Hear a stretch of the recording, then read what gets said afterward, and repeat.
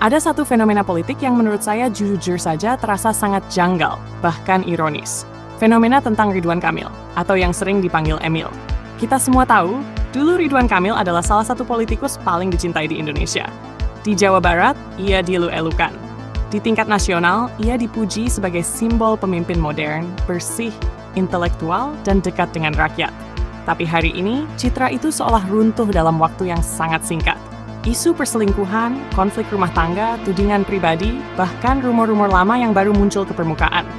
Pertanyaannya bukan sekadar, benar atau tidak isu-isu itu.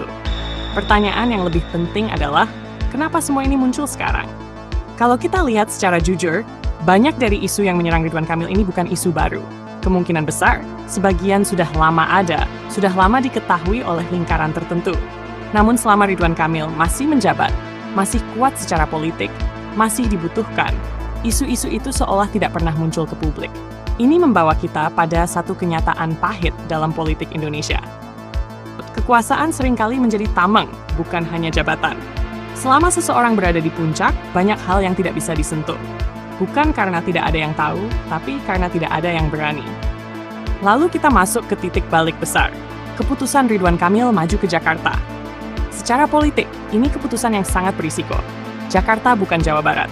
Jakarta adalah medan perang politik nasional, tempat semua kepentingan elit bertemu. Padahal, kalau dilihat secara kalkulasi, Jawa Barat adalah basisnya. Peluang menang sangat besar, legitimasi publik masih kuat, dan saat itu belum ada isu pribadi yang mencuat. Pertanyaannya wajar muncul. Apakah ini murni keputusan Ridwan Kamil atau ada dorongan politik dari kekuatan yang lebih besar?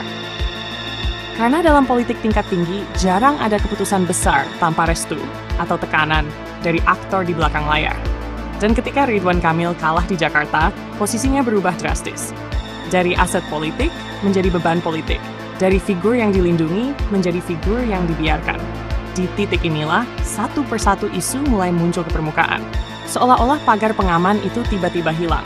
Ini bukan pembenaran atas kesalahan siapapun, tapi ini adalah potret jujur tentang bagaimana sistem kekuasaan bekerja. Yang membuat ini terasa miris adalah satu kenyataan lain. Di negeri ini, seringkali bukan dosa yang menentukan nasib seseorang, tapi apakah ia masih punya kekuasaan atau tidak. Selama berkuasa, banyak hal tertutup. Begitu kekuasaan pergi, semua terbuka. Ini ironis, ini menyedihkan, dan ini adalah kritik serius terhadap sistem politik kita. Ridwan Kamil, dalam konteks ini, bisa saja bukan tokoh utama dari drama besar ini. Bisa jadi ia hanyalah bagian dari permainan yang lebih besar, di mana ketika fungsi politiknya selesai, perlindungan pun